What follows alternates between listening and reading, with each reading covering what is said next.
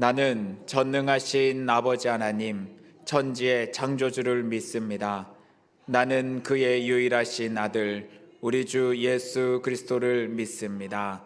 그는 성령으로 잉태되어 동정녀 마리아에게서 나시고 본디오 빌라도에게 고난을 받아 십자가에 못 박혀 죽으시고 장사된 지 사흘 만에 죽은 자 가운데서 다시 살아나셨으며 하늘에 오르시어 전능하신 아버지 하나님 우편에 앉아 계시다가 거기로부터 살아있는 자와 죽은 자를 심판하러 오십니다. 나는 성령을 믿으며 거룩한 공예와 성도의 교제와 죄를 용서받는 것과 몸의 부활과 영생을 믿습니다.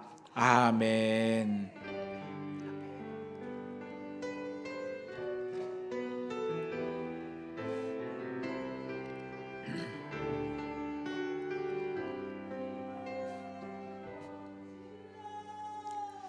찬송가 322장을 함께 찬양하겠습니다. 찬송가 322장입니다.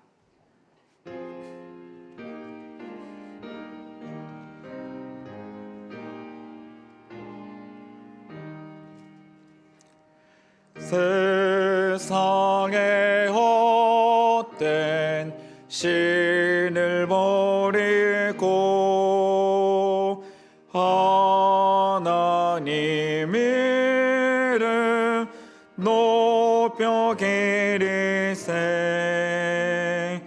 온 천하 백성 모두 나와서 다 같이 하나님만 섬기세. 세상의 헛된 우상 버리고 인간의 모든 흑의 영화와 거짓과 불의 모두 버리고 온전히 하나님만 섬기세. 주님의 백성 서로 헤아려 시기와 미움 아주 버리고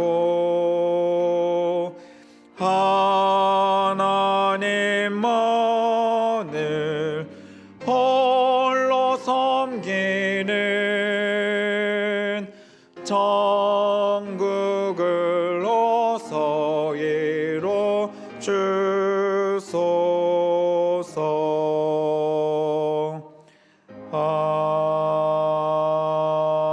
아멘.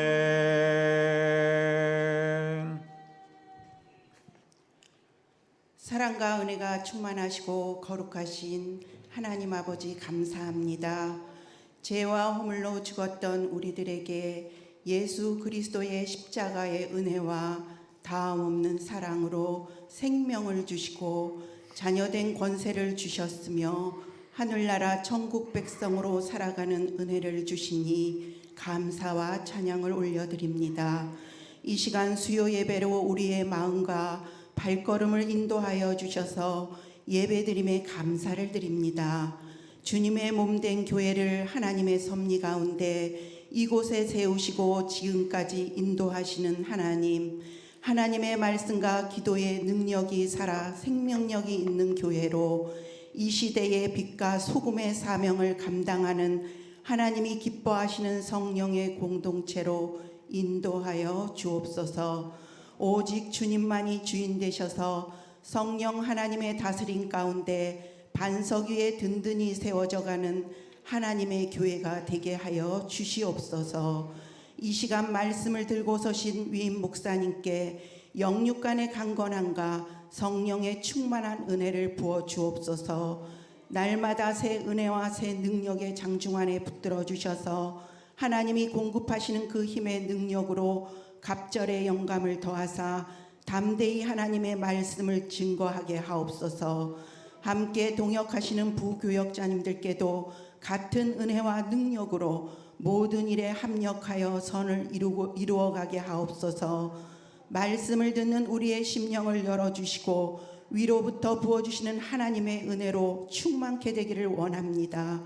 세상 속에 부대끼며 살아가지만 주의 진리로 구별된 삶 가운데 거룩하게 하심으로 기름을 준비하였던 슬기로운 다섯 처녀처럼 하나님 앞에서 근신하며 깨어있기를 기도합니다.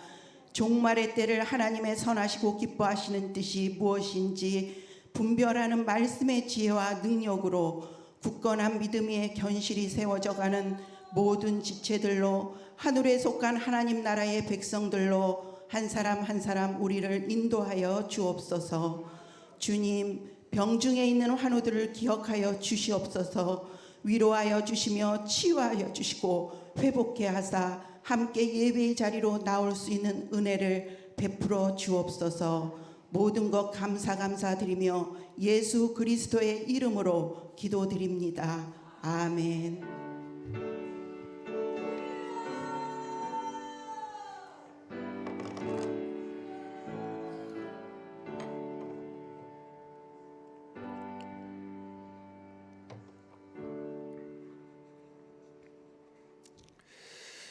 교회 소식을 알립니다. 이번 주 금요일부터 설 연휴가 시작이 되는데 새벽 예배는 드려집니다. 금요일 새벽 예배는 드리고 심야 기도회는 개인 기도 시간으로 가지게 됩니다. 또 오후 찬양 예배도 가정 예배로 드려지니까 참고하시기를 부탁드립니다.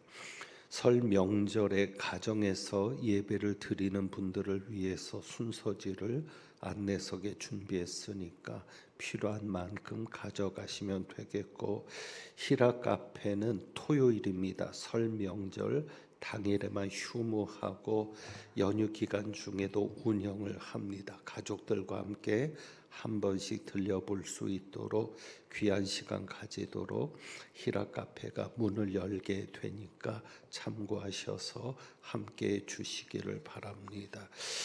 우리가 지난 주일에 참 좋은 인연입니다 라는 인사를 나누었는데, 그래서인지 저희 교회 교인 중에서 한 분이 이름을 밝히지 않고 여러분들과의 인연을 감사하면서 섬겨 주신다고 합니다. 그래서 오늘 예배 마치고 2시간 동안 히라 카페로 가시면 음료 한 잔을 무료로 받으실 수 있습니다.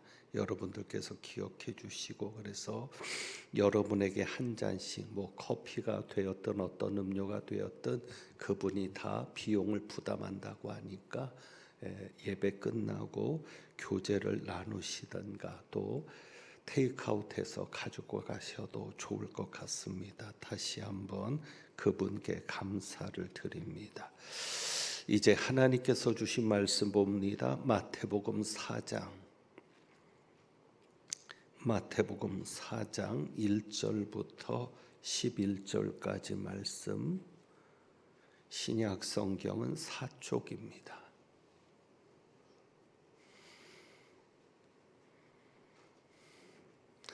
마태복음 4장 1절부터 11절.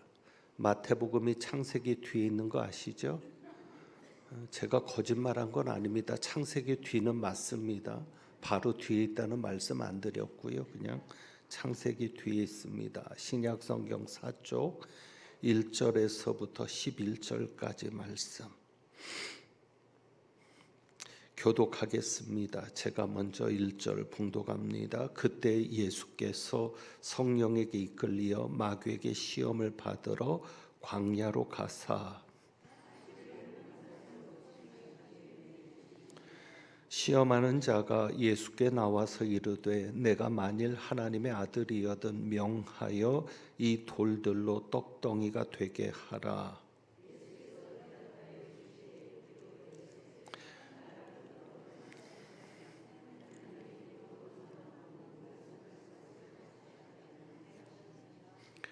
이에 마귀가 예수를 거룩한 성으로 데려다가 성전 꼭대기에 세우고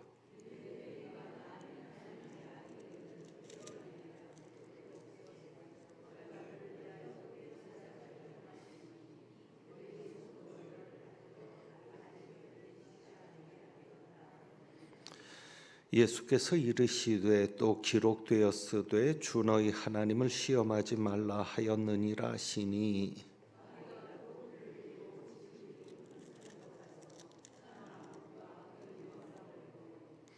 이르되 만일 내게 엎드려 경배하면 이 모든 것을 내게 주리라.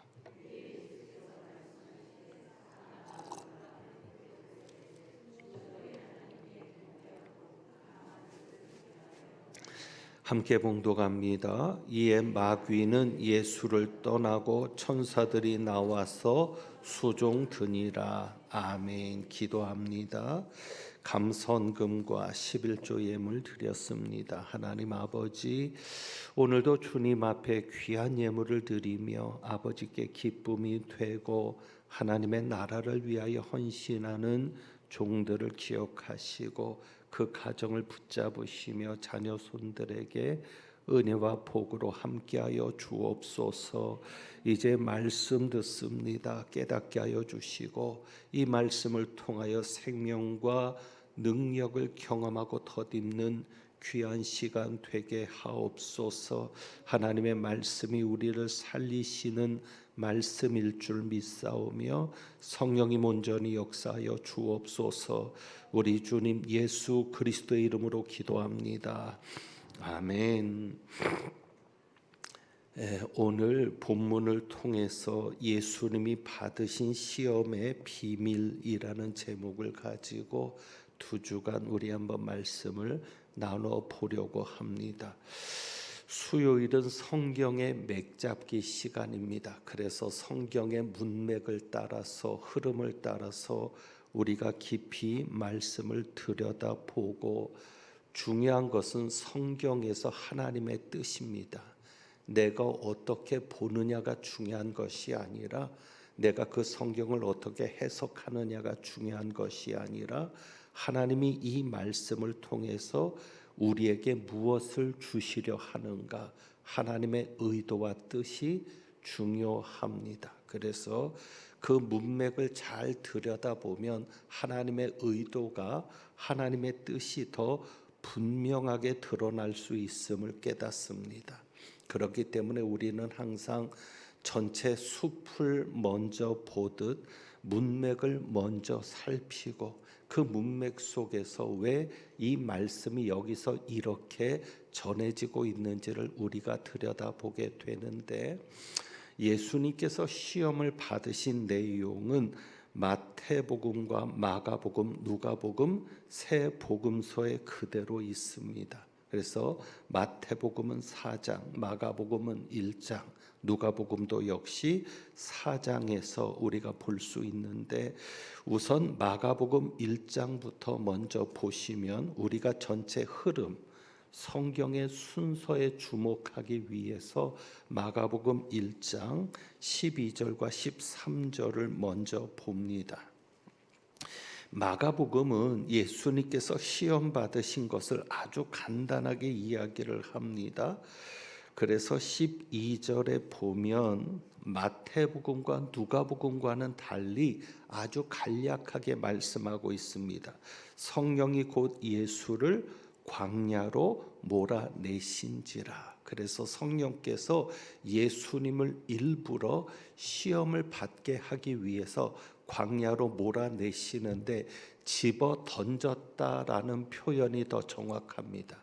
성령께서 강권적으로 예수님을 광야로 집어 던지듯이 몰아내셔서, 그래서 13절에 보면 광야에서 40일을 계시면서 사탄에게 시험을 받으셨다.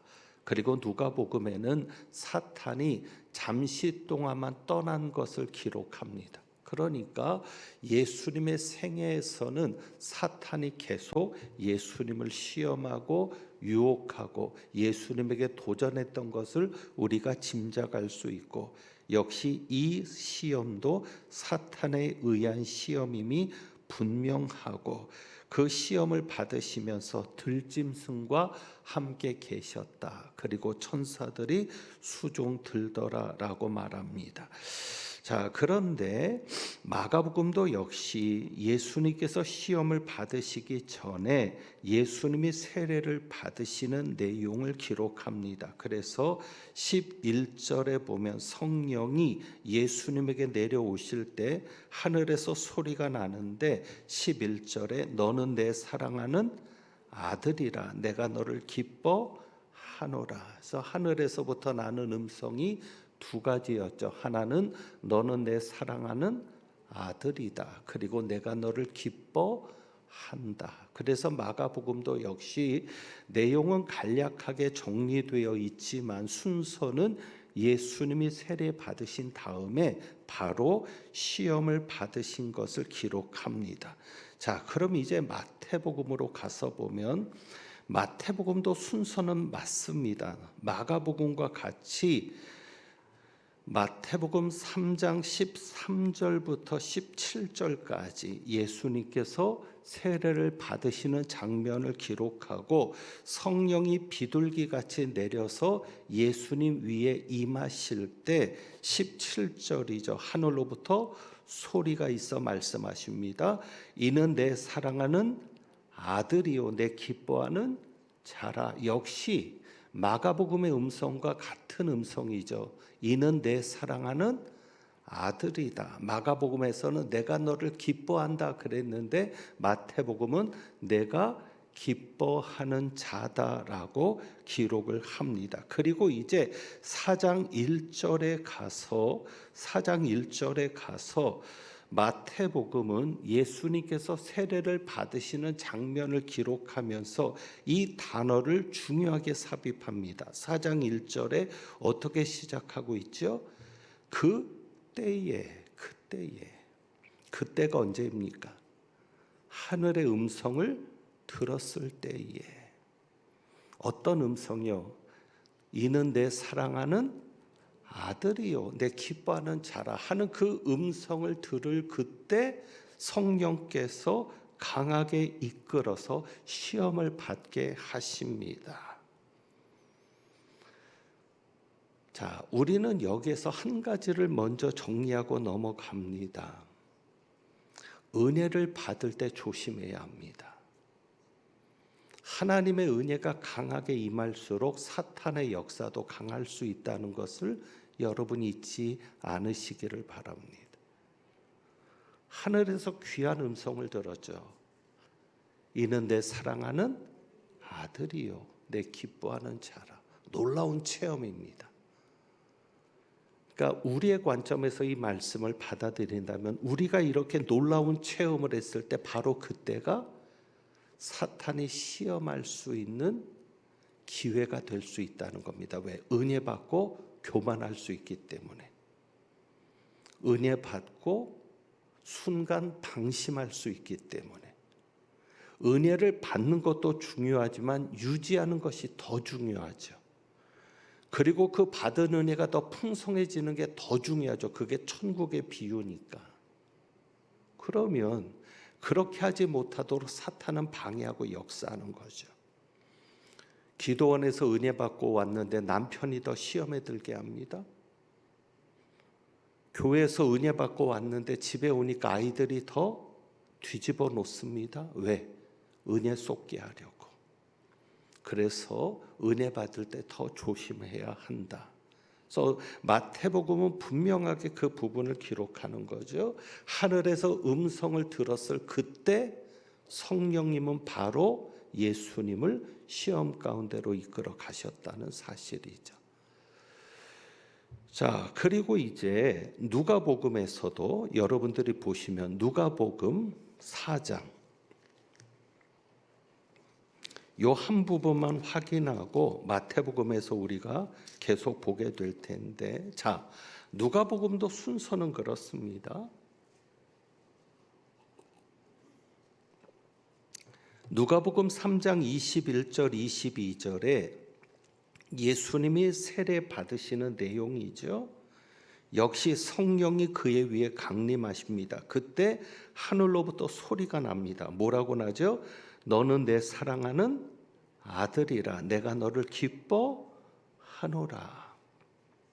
그러니까 공통적인 내용입니다. 하늘에서 나는 음성은 두 가지. 내가 너를 사랑한다. 내가 너를 기뻐한다.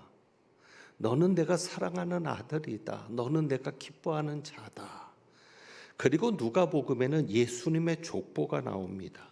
중간에 시험 받으시는 그 중간에. 자, 그런데 여러분 여기서 보실 것은 뭐냐면 예수님의 족보는 마태복음과는 달리 누가복음에서는 누구부터 시작을 하죠?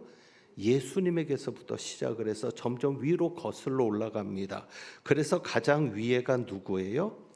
가장 위에, 족보의 가장 맨 마지막이 누굽니까? 하나님. 그 위는 아담이요 그 위는 하나님이시라. 그러니까 하나님에게서 누가? 예수 그리스도가 시작되는, 예수 그리스도를 더듬어 올라가면 맨 위에 누가 계시는? 하나님이 계시는. 자, 그리고 나서 이제 4장 1절에는 예수께서 성령의 충만함을 입어 요단강에서 돌아오사 광야에서 40일 동안 성령에게 이끌리시며 마귀에게 시험을 받으시더라. 그리고 13절에 마귀가 모든 시험을 다한 후에 얼마 동안 떠나니라. 그래서 누가복음을 통해서 마귀가 시험할 때만 예수님에게 공격한 게 아니라 얼마 동안 떠났다가 다시 왔다고 하는 것을 짐작할 수 있도록 하는 것이죠. 그래서 예수님이 만나는 사람들, 예수님이 만나는 사건들 속에 사탄의 역사가 있을 수 있다 없다? 있다. 그러니까 사탄은 이렇게 시험하기 위해서, 유혹하고 넘어뜨리고 죄짓게 만들기 위해서 끊임없이 도전하는데, 자, 이 순서를 보면 그렇습니다. 자, 이제 마태복음 4장 3절로 가서 봅니다.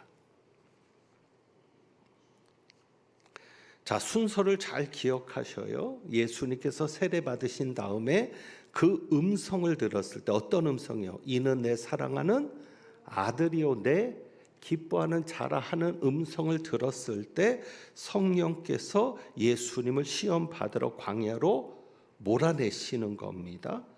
마가복음에 의하면. 자, 그래서 40일 동안 성령에 이끌리면서 시험을 받으시는데 금식하신 후에 줄이십니다. 그래서 예수님은 완전한 하나님이시면서 완전한 인간이신 것을 보여주는 게, 예수님도 40일 금식하면 배고프다 안 고프다? 배고프다. 예수님도 40일 금식하면 눈에 보이는 게 무엇밖에 안 보인다? 음식밖에 안 보인다. 자, 그런데 여기에서 3절입니다. 시험하는 자가 와서 예수께 나와서 이르되 내가 만일 하나님의 아들이거든 명하여 이 돌들로 떡덩이가 되게 하라. 자, 사탄의 첫 번째 시험은 돌을 떡으로 만드는 시험입니다. 그런데 이 첫 번째 시험은 마태복음과 누가복음도 일치되게 기록하고 있습니다. 마태복음에서도 첫 번째 시험이 또 이 돌들을 명해서 떡덩이가 되게 하라는 시험이었고, 누가복음에서도 가장 먼저 받으신 시험으로 기록하는 게 돌을 떡으로 만드는 시험이었습니다. 자, 그런데 이제 공통적으로 마귀가 예수님을 시험할 때 이렇게 말합니다. 3절에 네가 만일 누구여든, 네가 만일 하나님의 아들이여든. 이것이 우리가 사탄이 시험하는 것에서 첫 번째로 살펴볼 내용입니다. 사탄이 예수님을 시험할 때 어떤 의도를 가지고 시험했을까? 오늘 두 가지 의도를 살펴보는데, 첫 번째는 뭐냐면 하나님의 아들이라는 확신을 흔들고 싶었을 것입니다. 그래서 뭐라고 얘기해요? 네가 만일 하나님의 아들이거든. 예수님에게서 흔들고 싶었던 게 무엇이냐면 하나님의 아들이라는 확신이었죠. 예수님께서 이 시험을 이렇게 받으시는 것은 우리에게도 모범이 됩니다. 사탄은 우리에게도 똑같은 전술을 가지고 다가옵니다. 우리에게 오는 최고의 공격이 무엇이겠습니까? 나에게 오는 최고의 공격. 무엇을 흔드는 거예요? 하나님의 아들이라는 확신을 공격하는 거예요. 자, 지금 예수님이 세례받을 때 무슨 음성을 들었어요? 이는 내 사랑하는 아들이요. 그러니까 마귀가 그걸 공격하는 거예요. 네가 정말 하나님의 아들 맞아? 네가 정말 하나님의 아들이면은 왜 그렇게 배가 고플 수 있어? 너 배고프지? 이 돌을 가지고 떡을 만들어 봐. 단순히 돌을 가지고 떡을 만들라는 시험 이전에 하나님의 아들임을 먼저 자극하는 겁니다. 너 정말 하나님의 아들 맞아? 그런데 여러분, 우리가 가져야 될 가장 기본적인 믿음이 이 믿음입니다. 어떤 믿음이야? 나는 하나님의 아들, 자녀다. 이렇게 표현하면 괜히 예수님과 같아지려고 한다라고 오해할 수 있으니까 그냥 두루뭉실하게 표현하죠. 나는 하나님의 자녀라는 확신이 가장 중요합니다. 그 확신 가지고 천국 가는 거고, 그 확신 가지고 이 땅을 버티며 사는 겁니다. 왜? 하나님의 아들이니까. 아무리 배가 고파도, 아무리 내가 굶어 죽게 생겼어도 내가 죽지 않는다는 확신은 나는 누구니까? 하나님의 아들이니까. 아들인데 그냥 아들이에요? 내 사랑하는 아들이요. 하나님께서 사랑하신다는, 하나님께서 사랑하시는 아들이라는 그 확신이 가장 중요한 확신이고, 그 확신이 무너지면 모든 것이 무너지는 겁니다. 마귀가 환경을 통해서 시험하죠. 그러니까 예수님이 40일 동안 줄이셨으니까 지금 가장 예수님에게 절박한 것은 뭐예요? 음식이겠죠. 그러니까 마귀가 음식을 가지고 예수님을 시험하는 겁니다. 여러분에게 가장 절박한 것은 무엇입니까?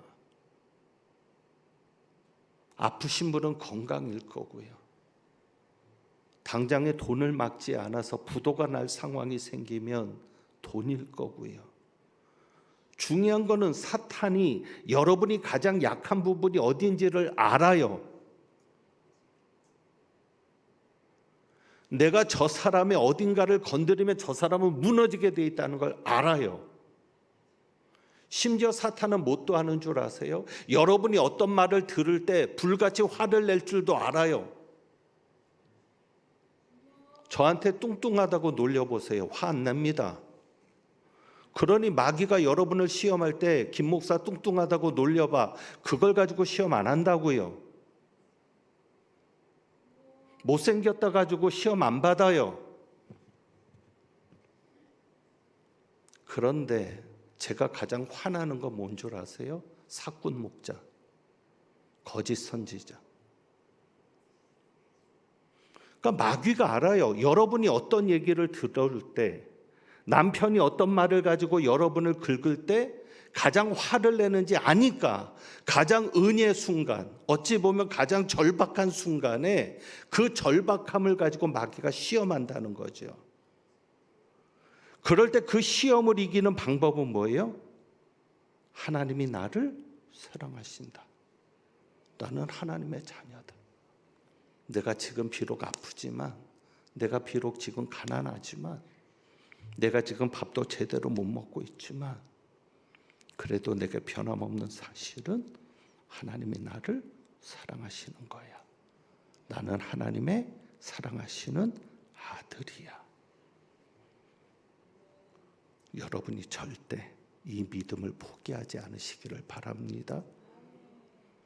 여러분, 이 세상의 어떤 종교도요, 신을 아버지라 부르게 하는 종교는 없습니다. 여러분 찾아보세요. 신을 아버지라고 부르게 하는 종교가 있나? 그런데 기독교는 예수님을 통해서 세워지는 이 구원의 종교는 하나님을 뭐라고 부르게 합니까? 아버지라고 부르게 합니다. 그리고 담대하게 부를 수 있도록 무엇도 우리 안에 보내주세요? 성령님도 우리 안에 보내주시잖아요. 그래서 성령으로 말미암지 않고는 아버지를 아바 아버지라고 부를 수 없게 하시는 거죠. 그러니 얼마나 귀합니까?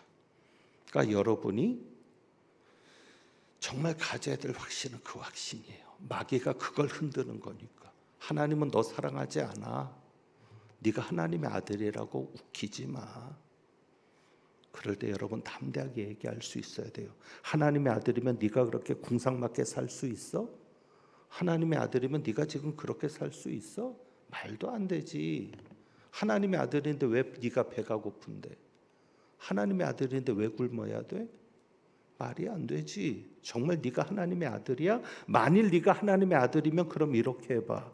근데 그렇게 마귀가 유혹할 때 따라가면 안 되죠. 그래도 나는 하나님의 아들이야. 그 확신을 분명하게 가질 수 있기를 원합니다. 그 다음에 또 사탄이 하는 두 번째 의도가 있어요.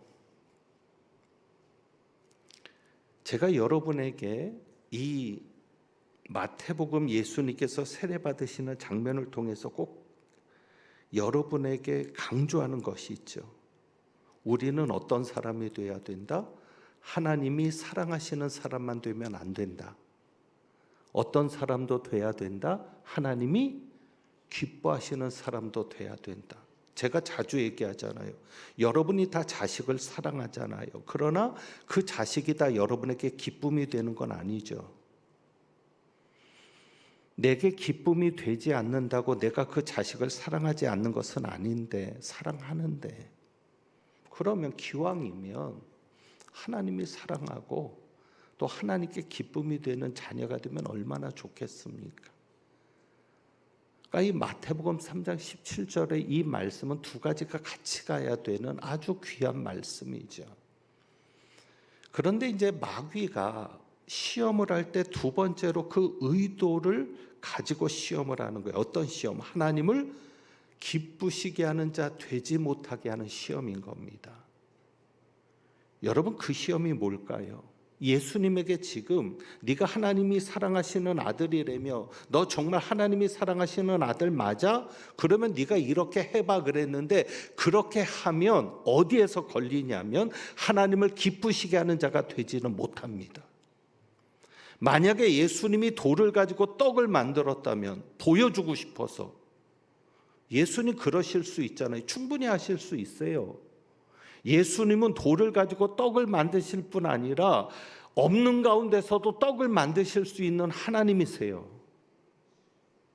그런데 만약에 마귀가 네가 하나님의 아들인 것을 그렇게 증명해봐라고 해서 돌을 가지고 떡을 만들었다면, 하나님의 아들임은 드러냈을지 몰라도 하나님을 기쁘시게 하는 자가 되지는 못했습니다. 왜요? 하나님을 기쁘시게 하는 자라는 건 뭡니까? 하나님이 기뻐하시는 일을 해야 하나님이 기뻐하시는 자가 되는 겁니다. 그러니까 하나님을 기쁘시게 한다는 것은 행위적인 삶이 같이 있어야 되는 거예요.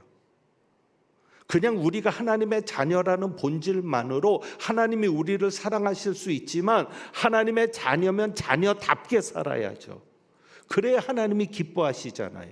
그러니까 어떤 행위, 어떤 일이 중요한데, 여기에서 만약에 예수님께서 돌을 가지고 떡을 만드셨다 그러면 문제가 생기죠. 하나님이 기뻐하시는 일은 예수님이 돌을 가지고 떡을 만드는 일이 아닙니다. 왜? 사람이 무엇으로 살 것이 아니니까. 떡으로 살 것이 아니니까. 이해하시겠습니까? 다시 말하면 예수님은 떡을 위해 오신 분이 아니라는 겁니다. 그런데 지금 사탄은 예수님에게 떡의 문제를 해결하라고 하는 거예요. 마태복음과 누가복음이 가장 먼저 떡 문제를 언급한 것은 인류에게 있어서 가장 큰 문제가 뭘까요? 떡의 문제예요. 여러분, 자식이 굶주리고 있는데 정말 자식을 먹일 방법이 죄 짓는 것밖에 없다면 부모는 죄 짓습니다. 우리는 지금 떡의 문제 때문에 힘들어 보질 않았는데, 그런데 여기 계신 어르신들 중에는 정말 떡 문제로 힘들어 보셨잖아요. 그런 시기를 보낸 적도 있잖아요. 그러니까 인류에게 있어서 가장 큰 문제는 떡의 문제죠. 떡의 문제를 해결해 줄 사람이면 그가 메시아죠.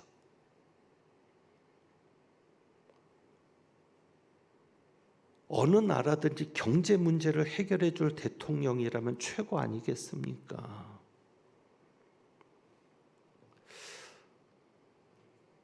저는 이 생각도 해봅니다. 예수님이 공생의 사역을 시작하시는데 30살에 가장 큰 문제가 뭐였을까?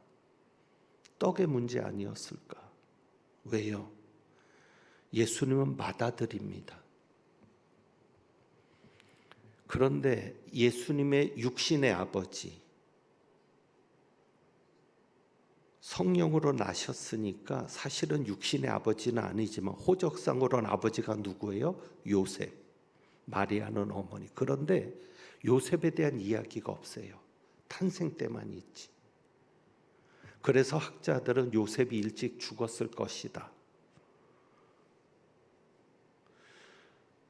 그러면 동생들도 줄줄이 있는데 생계를 누가 책임져야 합니까? 예수님. 그런데 여러분 생각해 보세요. 생계를 책임져야 될 예수님이 가정을 버리고 나오는 겁니다. 가족들은 불만이 없었을까? 그러니까 결국 예수님이 사역을 시작하는데도 어려움이 되었던 게 무슨 문제였어요? 떡의 문제였거든요. 우리는 예수님을 낭만적으로 보지만 예수님이 그 말씀하시죠. 누구든지 나와 복음을 위하여 자기 부모나 형제나 버린 자에 대한 얘기를 하시잖아요. 예수님도 사실은 버린 자죠. 그 당시에 맏아들이 생계를 부양해야 할 것 아닙니까? 마리아가 혼자 몸으로 어떻게 그 아이들을 먹여 살릴 수 있겠어요? 자, 어쨌건 예수님에게 있어서도 사역의 큰 어려움은 생계 문제였을 것이다. 자, 그렇다면 마귀가 지금 예수님을 시험하는 데 있어서 이 떡의 문제를 가지고 오는 것은, 자, 떡의 문제를 해결해. 그런데 여러분, 분명한 것은 예수님은 우리에게 먹을 양식을 주시는 분입니까? 생명의 양식을 주시는 분입니까? 생명의 양식. 하나님이 기뻐하실 일은 예수님이 사람들에게 떡을 만들어서 그들의 배고픔을 해결해 주는 게 아니라 영원한 생명의 양식, 영생을 주는 것이 하나님이 기뻐하시는 일이죠. 그 영생을 주는 자여야 하나님이 기뻐하시는 자가 되는 것이죠. 여러분, 여기에서 중요한 것이 있습니다. 세상은요, 교회에게 떡의 문제를 해결하라고 합니다. 구제하라고 합니다. 나눠주라고 합니다. 사회를 위해 봉사해야지라고 합니다. 교회가 환경 문제에도 더 적극적으로 관심을 가지라고 합니다. 실제로 3040 세대를 우리가 중요하게 여기는데 그들은 교회가 떡의 문제를 위해서 노력하지 않으면 교회를 떠납니다.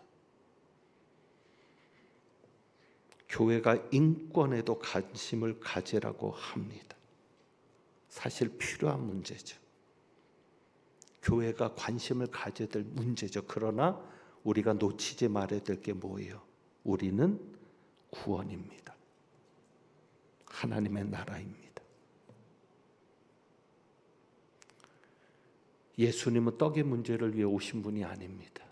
우리에게 영생하도록 얻는 양식을 위해 오신 분입니다. 그래 그 양식을 먹는 자가 구원을 받는 것이죠. 그래서 예수 그리스도가 이 땅에 생명의 떡으로 오신 분입니다.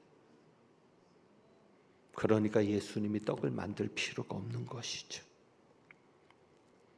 예수님은 하나님의 나라를 위해 오신 분인데 하나님의 나라는 무엇으로? 하나님의 입에서 나오는 말씀으로 사는 나라입니다. 그래서 우리는 말씀이 중요하고, 그래서 교회는 가장 중요하게 말씀으로 받아들이고 있습니다. 그래서 유대인들은 사실은 하나님의 입에서 나오는 말씀을 듣기 위해서 예수님에게 나왔어야죠.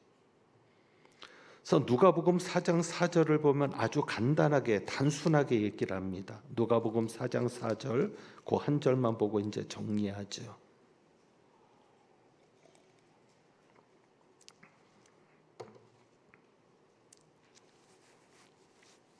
왜 이 말씀을 보냐면 누가복음은 간단하게 얘기합니다. 자, 4장 4절 같이 봅니다. 시작. 예수께서 대답하시되 기록된 바 사람이 떡으로만 살 것이 아니라 하였느니라. 그러니까 누가복음 아주 간단하잖아요. 사람이 떡으로만 살 것이 아니다. 누가복음은 이방인들을 향한 복음서이기 때문에 어떤 영적인 의미보다도, 그래서 산상수훈을 얘기할 때도 심령이 가난한 자가 아니라 그냥 가난한 자, 그래서 가난한 자나 어려운 자에 대한 관심이, 소외된 자의 관심이 누가복음엔 특별히 많습니다. 그래서 그런지 사람이 떡으로만 살 것이 아니다라고 이야기하면서 그저 단순하게 예수님은 떡의 문제를 해결하기 위해 오신 분이 아님을 분명하게 합니다. 그런데 유대인을 위한 복음서에는 신명기에 있는 말씀을 그대로 인용을 하면서 신명기 8장 3절을 그대로 인용하면서, 왜? 유대인들은 이 신명기 말씀을 너무 잘 아니까, 모세오경을 너무 잘 아니까, 그러면서 뭘 얘기해요? 사람이 떡으로만 살 것이 아니요, 무엇으로? 하나님의 입으로부터 나오는 모든 말씀으로 살 것이라. 그래서 예수님이 누구임을 보여주는데, 예수님은 어떤 분이세요? 우리에게 떡을 주기 위해서 오신 분이 아니라 하나님의 입에서 나오는 말씀을 주기 위해 오신 분이라는 거죠. 예수님은 그 말씀을 통해서 자기의 사명을 분명히 하시고, 그러니까 유대인들은 예수님에게 떡을 위해서 나오는 자들이 아니라 무엇을 위해서 나왔어야 합니까? 하나님의 입에서 나오는 말씀을 위해서, 그 말씀을 듣기 위해서 나와야 했던 것이죠. 여러분, 교회가 떡을 나눌 수 있어야 합니다. 교회가 사회를 위해서 나눌 수 있어야 되고, 헌신할 수 있어야 되고, 희생할 수 있어야 됩니다. 단 그게 교회의 목적이 아닙니다. 예수님이 오신 목적은 떡에 있지 않습니다. 우리가 하나님을 기쁘시게 하는 자가 되려면 하나님이 기뻐하시는 일을 해야 합니다. 여러분이 구제하는 것, 봉사하는 것, 이웃을 위해 봉사하고 사회를 위해 봉사하는 것, 그것 하나님 기뻐하시죠. 그러나 그 자체를 기뻐하시는 게 아니라 그것을 통해서 무엇을, 내가 봉사하고 내가 섬기는 그들이 하나님 나라의 백성이 되는 데까지, 그들이 하나님의 나라의 백성, 예수 그리스도를 믿고 예수님을 통해서 하나님의 입에서 나오는 말씀을 듣고 예수님의 생명의 떡인데 그 떡을 먹고 구원받고 영생하는 것이 목적인 거죠. 그래서 사람들이 우리를 비난해요. 교회에 나오게 하려고 한다.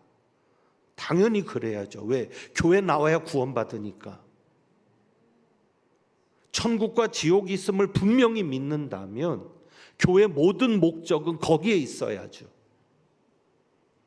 교회 나오지 않게 하면 무슨 이유가 있습니까? 무슨 필요가 있습니까? 이번에 설입니다. 믿지 않는 가족들 만나면 스트레스죠. 기독교인들을 공격하고 교회를 공격합니다. 교회가 하는 일이 뭐 있냐고. 여러분 자부심을 가지십시오. 우리는 하나님의 자녀고 하나님이 기뻐하시는 일은 영혼 구원에 있습니다.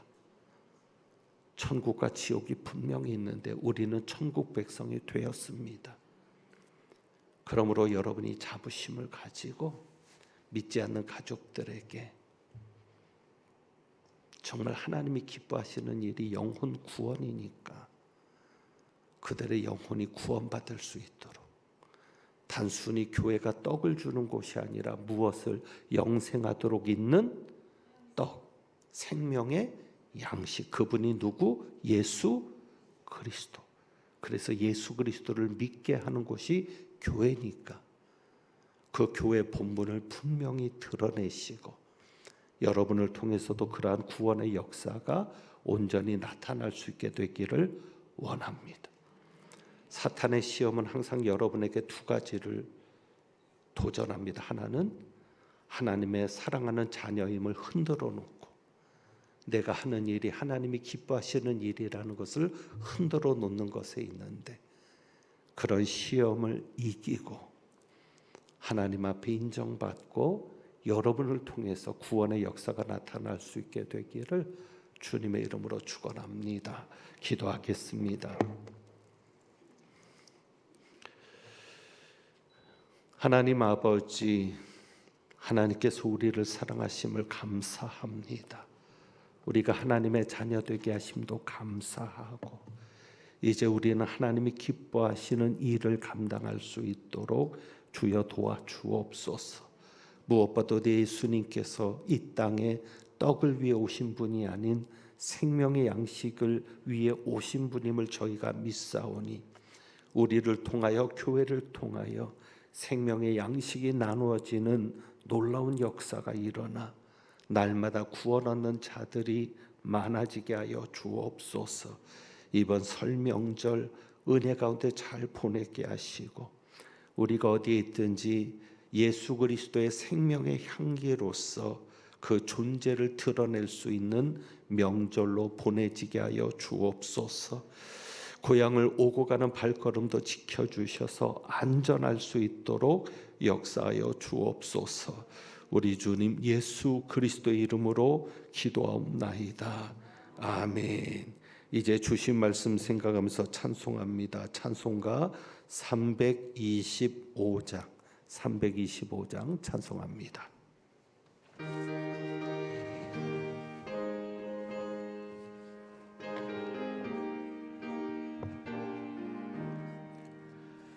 예수가 함께 계시니 시험이 오나 겁없네.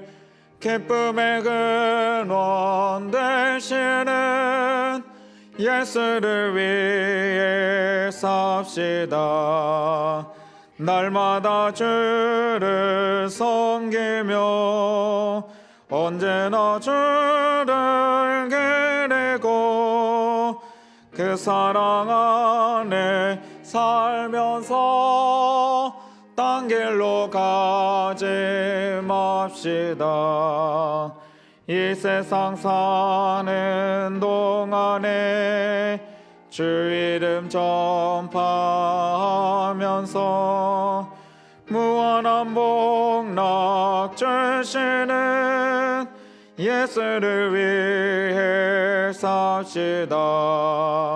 날마다 주를 섬기며 언제나 주를 기리고 그 사랑 안에 살면서 딴 길로 가지 맙시다. 이 세상 친구 없어도 예수는 나의 친구니 불의한 일을 버리고 예수를 위해 삽시다. 날마다 주를 섬기며 언제나 주를 기리고 그 사랑 안에 살면서 딴 길로 가지 맙시다. 주께서 심판하실 때 잘했다 칭찬하리니 이러한 상급 받도록 예수를 위해 삽시다. 날마다 주를 섬기며 언제나 주를 기리고 그 사랑 안에 살면서 딴 길로 가지 맙시다. 오늘 주신 말씀을 생각하며 우리가 함께 기도하며 나가기를 원합니다. 우리가 세 가지 기도 제목을 가지고 기도하기를 원하는데요. 첫 번째로는 하나님이 은혜가 주시는 그때에는 또한 그 은혜를 쏟아붓게 하기 위해서 시험도 온다 했습니다. 어떤 상황 속에서도 하나님의 은혜를 쏟지 않도록 우리에게 깨어서 분별할 수 있는 능력 달라고 기도하시기를 원합니다. 두 번째로 우리에게 시험을 걸 때는 절박함을 가지고서 시험을 걸 때가 많다고 선언했습니다. 우리가 이 절박함을 이길 수 있는 믿음을 달라고, 더 중요한 것이 무엇인지 분명하게 깨닫고 기도하며 이겨나갈 수 있는 믿음 달라고 기도하시기를 바랍니다. 마지막으로 무엇보다도 우리가 하나님의 자녀로서 하나님을 기쁘시게 하는 일에 힘을 써야 될 것입니다. 하나님을 기쁘시게 하는 일, 그 일을 위해서 우리가 굳건하게 나아갈 수 있게 도와달라고 우리의 신앙의 영적 삶을 위하여 기도하기를 원합니다. 우리 이 시간 다 함께 주여 한번 외치시고 이 세 가지 기도 제목을 위하여 함께 기도하기를 원합니다. 다 같이 주여 한번 외치시겠습니다. 주여. 아버지 하나님, 이 시간 말씀을 기억하며 기도하며 나갑니다. 주여, 아버지의 은혜가 우리에게 풍족히 허락하실 줄로 믿습니다. 그러나 아버지의 은혜가 있는 그곳에 또한 그 은혜를 쏟아붓고자 마귀는 우리를 시험하며 우리를 무너뜨리려 할 것입니다. 아버지, 어떤 상황 속에서도 아버지 우리에게 분별할 수 있는 지혜와 은혜와 능력을 허락하여 주시옵소서. 우리의 은혜를 쏟아붓지 않도록 마귀의 시험을 분별하여 이길 수 있도록 아버지 모든 상황을 분별할 수 있는 지혜를 허락하여 주시옵소서. 또한 아버지 기도하며 나갑니다. 아버지, 믿음의 삶 속에서는 절박함으로 우리를 시험할 때가 참 많음을 아버지 오늘 말씀을 통해서 깨닫게 됩니다. 우리를 힘들게 만들고 절박하게 만들어 우리의 믿음을 무너뜨리는 마귀의 권세를 이길 수 있도록 주여 우리 안에 굳건한 믿음들을 허락하여 주사 절박함을 뛰어넘는 하나님의 은혜의 역사를 바라보며 모든 순간순간 말씀 안에서 이길 수 있도록 우리의 믿음을 붙잡아 주시고 견고하게 세워 주시옵소서. 아버지, 또한 기도하며 나가오니 우리가 하나님의 자녀로서, 하나님의 사랑하는 자녀로서 온전히 세워졌다면 이제는 더 나아가 하나님을 기쁘시게 하는 삶을 살 수 있기를 간절히 소망합니다. 아버지께서 기뻐하시는 일, 영혼을 구원시키고 영혼들이 살아나게 하는 그 일을 감당할 수 있도록 우리 안에 힘과 은혜와 능력들을 허락하여 주시옵소서. 하나님의 자녀로서, 사랑받는 자녀로서 하나님이 기뻐하시는 일을 감당할 수 있도록 주여 귀한 은혜 역사 허락하여 주시옵소서. 주님의 사랑받는 자녀로서 온전하게 주님이 기뻐하시는 일을 감당할 수 있도록 우리에게 힘과 은혜와 능력을 허락하여 주시옵소서. 이제는 주님께서 가르쳐 주신 기도로 예배를 마치겠습니다. 하늘에 계신 우리 아버지여, 이름이 거룩히 여김을 받으시오며 나라의 임하옵시며 뜻이 하늘에서 이룬 것 같이 땅에서도 이루어지이다. 오늘날 우리에게 일용할 양식을 주옵시고 우리가 우리에게 죄 지은 자를 사하여 준 것 같이 우리의 죄를 사하여 주옵시고 우리를 시험에 들게 하지 마옵시고 다만 악에서 구하옵소서. 대개 나라와 권세와 영광이 아버지께 영원히 있사옵나이다. 아멘.